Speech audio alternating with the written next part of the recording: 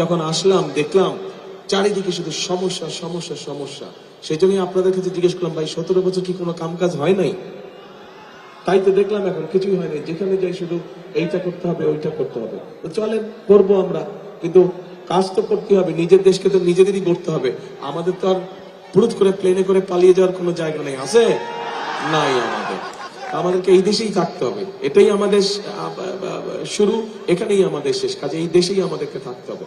এখন প্রিয় ভাই বোনেরা, এই স্বাস্থ্য ব্যাপারে, চিকিৎসা সুবিধার ব্যাপারে প্রকল্প তো কতগুলো আছে, যে ঠিক আছে যেটা হাসপাতাল আছে সেটার সিট সংখ্যা কিভাবে বাড়ানো যায় সেটি আমাদের চিন্তা ভাবনার মধ্যে অবশ্যই আছে, সেটিও ইনশাল্লাহ আমরা করব। কিন্তু একইভাবে বিভিন্ন গ্রামে গঞ্জে মা বোনেরা কিন্তু ভালো চিকিৎসা পায় না।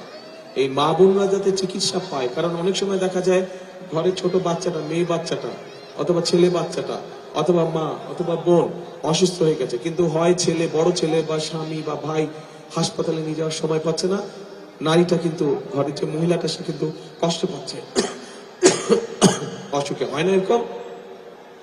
সেই জন্য আমরা গ্রামে গ্রামে হেলথ কেয়ারার, শহীদ জিয়া যেরকম পল্লী চিকিৎসক দিয়েছিলেন, আমরা ঠিক ওরকম আদলে হেলথ কেয়ারার দিব এবং তাদেরকে ট্রেনিং দিব। ট্রেনিং এই জন্য দেবো যাতে করে তারা গিয়ে ছোটখাটো অসুখ, মা বোনদের ছোটখাটো অসুখ যাতে তারা ঘরে বসে ঠিক করে দিতে পারে, শিশু বাচ্চাদের ছোটখাটো অসুখ যাতে তারা ঘরে বসে ঠিক করে দিতে পারে। এখানে এই যে শিশু হাসপাতালের কথা বলা হয়েছে, শিশু হাসপাতাল তার প্রতি উপজেলায় করা যাবে না, সেটা আমরা জেলা পর্যায়ে বা বিভাগ পর্যায়ে আমরা সেটা একটা তখন ব্যবস্থা করব।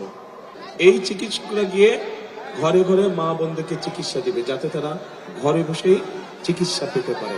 ছোটখাটো অসুখ এভাবে আমরা সেরে দিতে চাই, যাতে কষ্ট করে তাদেরকে আসতে না হয়।